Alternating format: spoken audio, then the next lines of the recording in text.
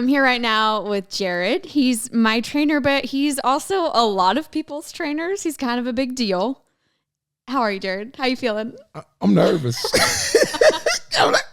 They didn't get to hear the pep talk before. It wasn't a pep talk. It's just, let's do this. Okay, well, I'm gonna give you some cred here right now because you are so good at what you do and you're never gonna say it. You are an insane trainer that has been working so hard for so many years, and you've established yourself in so many different areas. You've worked with Kane Brown, Morgan Wallen, Diplo. I mean, there's fighters you've worked with. You're just, and now you work with people like me. I'm not that cool, but I'm out there too. So I'm giving you some credit here because you're really awesome at what you do. And that shows in just across the board of all the accomplishments you've had. So thanks for joining me today and hanging out. Thank you. I'm sorry that you're nervous. I haven't been nervous in a long time. I'm nervous. I had a neuroscientist on before you, and we were talking about the basics of brain health, being a personal trainer. Why do you feel it's so important for people to move their bodies and work out often? I mean, it's the science. You work out, you got endorphins, you release for the brain to relax, and it does. It puts you in a different state. So, yeah, we can go deeper in science, but the goal is to move at least 30 minutes a day. What have you seen with personal training people when they come into you versus when they leave you? What is that experience like? Well, it just depends on what type of person there are. There are different types of people, right? So some people are just results based. So when you get those people, those are more like my higher analytical people. Like, I'm here for this amount of time, and they're a little harder to grow. But at the end of the day, they realize they have gained tools and resources to become better. So I think they leave me better. I hope they do. I can attest to that. I hope they do. So yeah, I think when they start out, I think everyone has a goal or something in mind, but it shifts and changes to where I try to preach or push a lifestyle change. I have been trying to do that. You've been trying to do that with me for over 3 years. Jeez, I know, right? We're working on that. Yeah. But there's so much more to you than personal training. That was the easiest question you were going to have today. Hate to break that to you. You've gone through so much in your life. And this is why I think it's important to share your story. At one of those points in your life, you dealt with homelessness. Can you talk about that a little bit and what that was like for you? It was started March the 24th, 2007. I was doing a lot of bad things, and one day I just decided to stop. Actually, I felt God, and stopped everything. A month later, I lost everything, so I didn't have anything. I was training about 22 kids from a private school, so the parents loved me, and I was living on couches. Sometimes I was in my car. I was just all over the place. I mean, I think about it now, how many people opened their doors to me. It was tough. I don't think anybody ever knew that I was struggling. But yeah, it was the hiding it was the hardest. So when I see a kid I'm working with, like, hey man, like, I'm living upstairs in your loft, which was literally like a mansion. It was a mansion, but I was always uncomfortable because I didn't want to be in someone else's space. I didn't want to be overbearing, or I just didn't want to be a nuisance. So I never really I felt like a nomad. Yeah. And then once I kind of realized that it might be a while for me to kind of get on my feet, then I took a job in Vegas, and then I ended up homeless out there too. What was the job you took in Vegas? I was a strength coach for UNLV. So I had a training company. I was making pretty good money with people, but I was still struggling back and forth. And I applied for like 60-something jobs, never got one. And then one of my fraternity brothers was like, hey, man, I know a guy out in Vegas that's coaching at UNLV. And I called him, really good dude. And he was like, all right, we'll give you a 10-week deal. Promised me meals and a room and board and all that. Then when I get there, I spent everything. I just bought a one-way ticket. I got out there, and it was just like, it was nothing like he said. The meals that I had were the meals that were left over that I was breakfast sandwiches from the kids. It was the late night meals from that. And I was actually staying with someone for about 2 weeks who was a real good guy. And I realized it was putting pressure on him and his now his wife. And so I told him that I got a place, and I was sneaking in and out of the school every single night, and I was sleeping on a cot in the weight room, and making sure I was up and out by 4:30, so nobody knew. What was that turning point for you when, after that job and you were dealing with it still then, when was the turning point that you finally could look at yourself and say, I wasn't homeless anymore?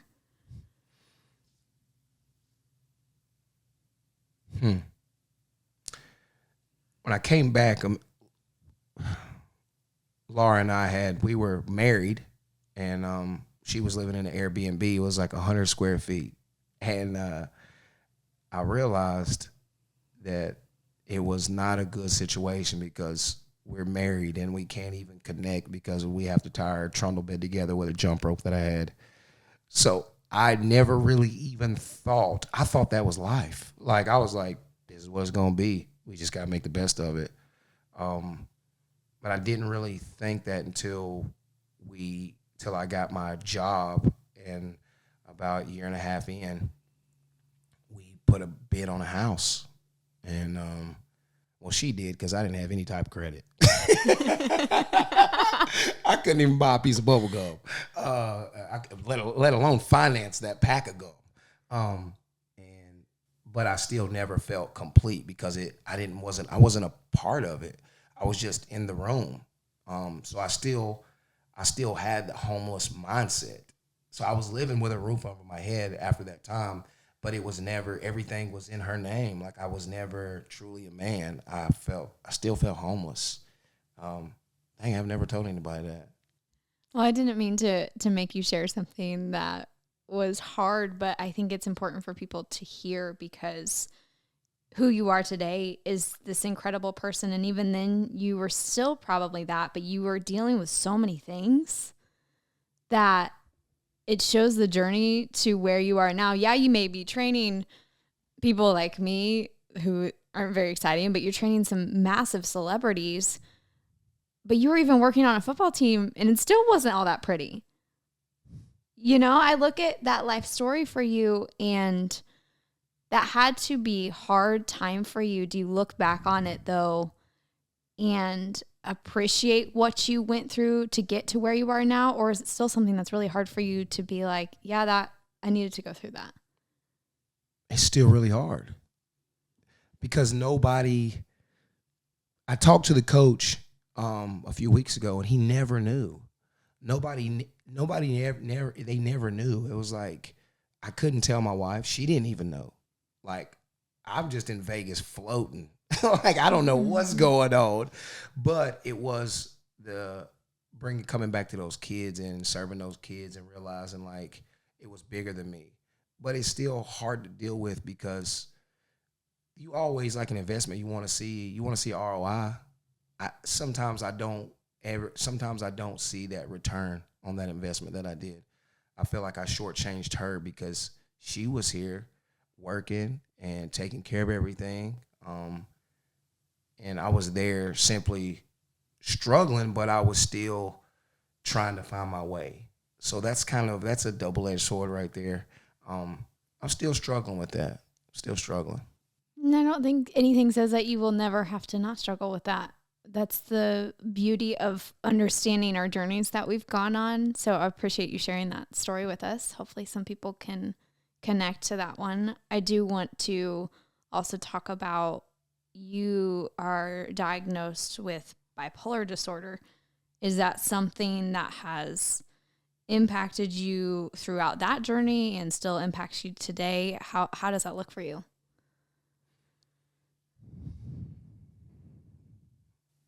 This is the scariest crap I've ever been through in my life.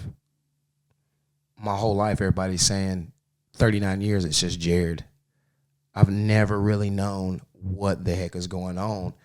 And finally, I was actually with my writing coach, and I was writing some stuff in a free writing. She was like, Jarrod, you should probably go talk to somebody. And I was like, nah, I'm good. It's just me. Like, I'm good. I'm good.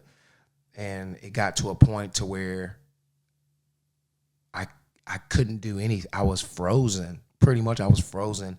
And when I finally went, they just threw a bunch of names out. And once you find out you've all these things attached to you, you literally spiral. It's like bipolar, manic, anxiety, depression. You're like, hold on, hold on, hold on. So you have all these smart people in the room telling you things hooked up on your head and your fingers, and they're telling you that you're crazy. They're telling you have an illness. What the heck do you mean? Nobody saw it for 38 years. So what do you mean there's an illness? There's nothing wrong with me. And then you sit in those words and everybody's a Google scientist, everybody's a Google doctor. You start researching and you start seeing how bad it is, and then you start to see the traits. You start to see those things that show up, and you start to remember the reactions you had. You start to see those manic spells. You start to see those times where you want to kill yourself and you don't know why. Like, but I'm happy. And it starts to make sense. And then you start to acknowledge that there's an illness. And when you acknowledge that there's an illness, that is a tough situation. That's tough. It's like, no matter how celebritized it is in the world, people, and it's great when Michael Phelps says it. It's great when the NFL guy with CTE says it. But when you're just a normal person trying to make ends meet, you're trying to do the right things, then you're just a normal person that's crazy. And that's what it feels like. Like, so when they try to pump you with all these meds, or a cocktail, as they say, I didn't even take a Tylenol when I got out of my surgery for my shoulder, or when I had my leg done. I literally wouldn't even, when I was sitting in the hospital, I wouldn't even hit the morphine pump. I was like, I'm going to wait. I'm not going to do this. And when you're I'm from a small rural area. Pills killed the majority of the people that I grew up with. Pills are synonymous for crackheads. Like, the people that I grew up with look 65 years old because of pills. So you're telling me that I'm running from this, that I'm in shape, that I'm athletic, and then you're telling me that you want to put me on a cocktail so I'm normal. Screw you. I am normal. So yeah, it's a little different. I'm still dealing with it on a day-to-day basis because I don't know, and it's nothing you can control. And like I said, you have a bunch of smart people that go to school for this that tell you, but don't patronize me. Don't tell me how I feel, because you don't know. You don't know. You mentioned growing up in a small town too. I would imagine growing up in the way that you did, that also mental health, talking about those things was not an open conversation and not something that was really recognized. Absolutely, especially in Black people. People of color, it's a stigma. It's just like, you go through things, you get over it. Ask any of my teachers about me. Jarrod was the smartest in the class, but he was a troublemaker. He was up and down. He was all over the place. We couldn't control him. I was the outstanding student in second grade. You know what that meant? I was outstanding in the hall every single day. Every day. She said, you're nominated to be outstanding student. And I still made good grades. But they couldn't understand what was going on. But now, when you look back on it, hindsight, like, this kid was struggling with an illness that no one said. And the only thing they wanted to pump me with was ADHD medicine. He's ADD. And my mom was like, absolutely not. So this whole time I'm dealing with these things from the past, from all these traumas, even at a young age. And then you're still trying to add up and really understand what's going on mentally. You can't diagnose someone and equip them at the same time you're diagnosing them. I think that's the problem with the institution, because the institution of illness is exactly that. It's a padded room. It's a padded room.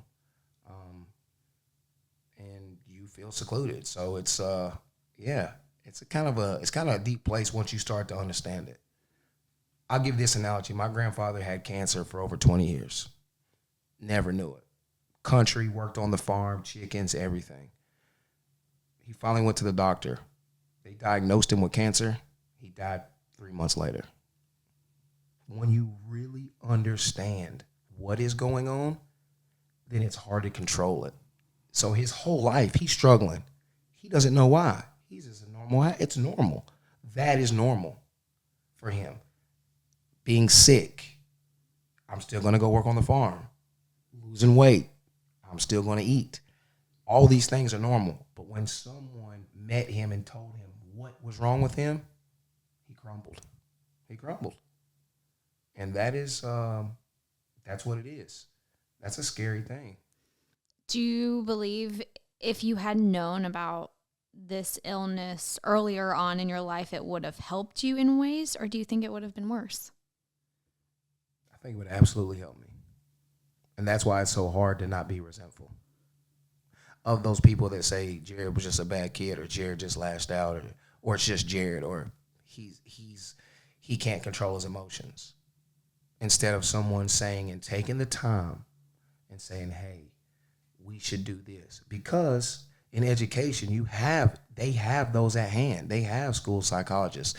They have people they can recommend you with. You know what I'm saying? That's why our parents worked 9-to-5 jobs and had insurances so people can recommend. I think that's the problem, is the lack of empathy. I think people are so willing to label. And that's been hard for me over the last year and a half to I forgive myself, but forgive those that just labeled me instead of trying to figure out what was wrong. I think, but it also makes you look in a different light at other people, because you're like, dang, is something wrong, or can I do something different? You're looking back at a lot of really hard moments in your life, and I don't mean to put you back in them.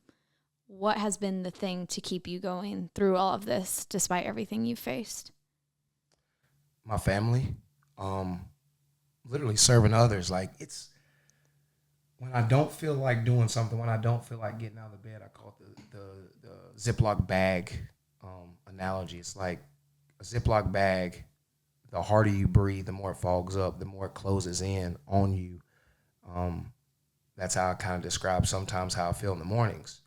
But then when I get up and Leilani runs in and was like, Daddy, I slept good. Or Asa comes in with his any type of weapon, any type of toy that he's turned into a weapon. And he's like, Dad, this is my shooter gun. It's like that. Or Laura saying, hey, Jarrod, can you do this for me? And being able to do that and kind of step outside of myself, then it helps. But also trying not to stay busy, because I still have to sit in it. I still have to sit in that pain to really understand what it is, because it's hard to control. It's to understand those triggers, because there are so many. It's so weird. But you don't realize it. You don't realize there are triggers, because that's why you lash out and act certain the way you do, because when you internalize those triggers, that's what emotions are. Emotions are valid. They're not truthful.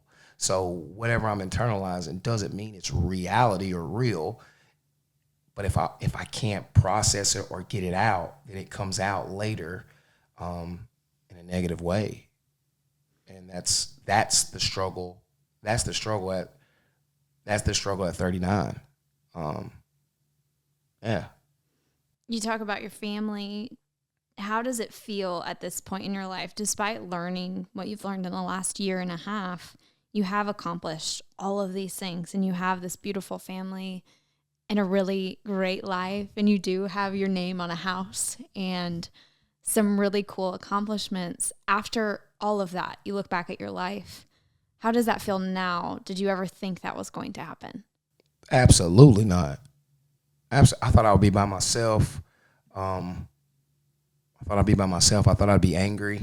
I thought I'd end up like my grandfather, down by himself, because he couldn't control because he was just crazy, or he was just mean. Well, he wasn't mean. He was mentally ill.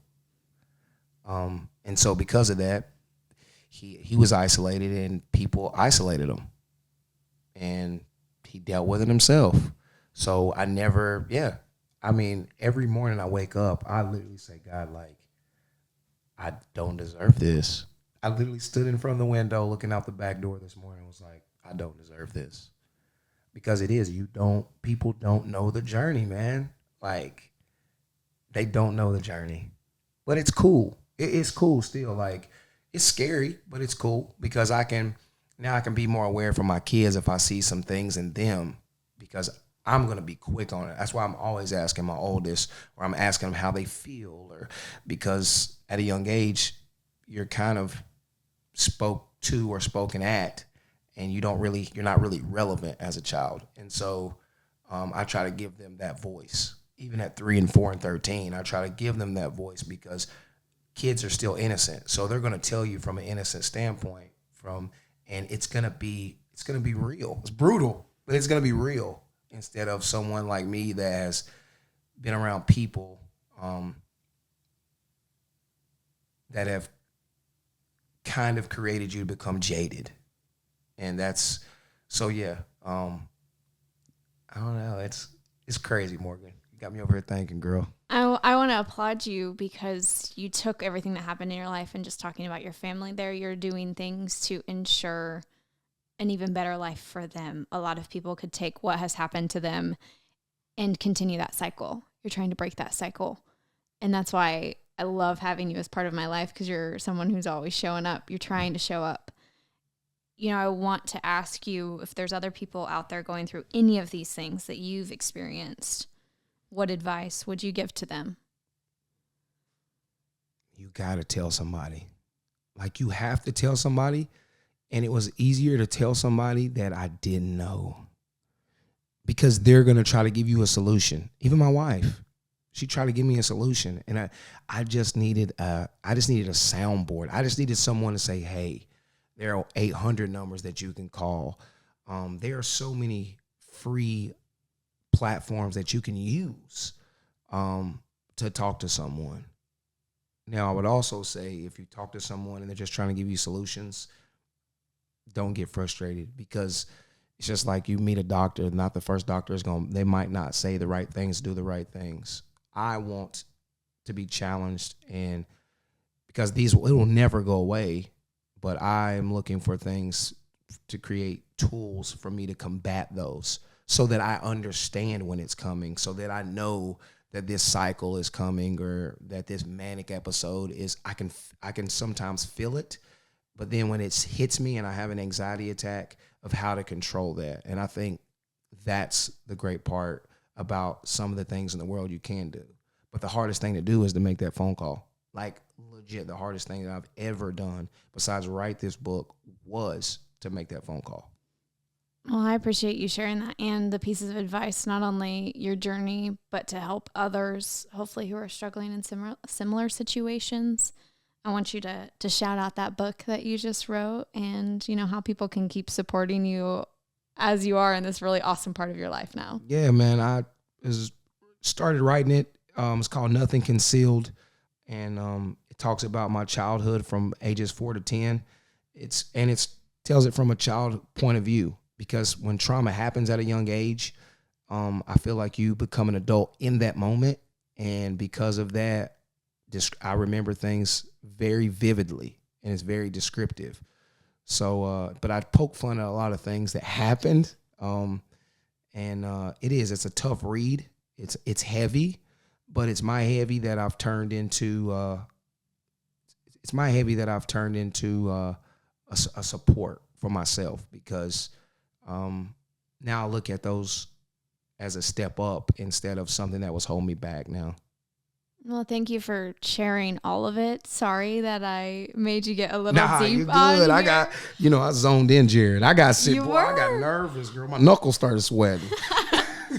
But I'm glad you have a very special voice, and one I wanted people to hear. So thank you again for joining me. And thank you for having me, Morgan.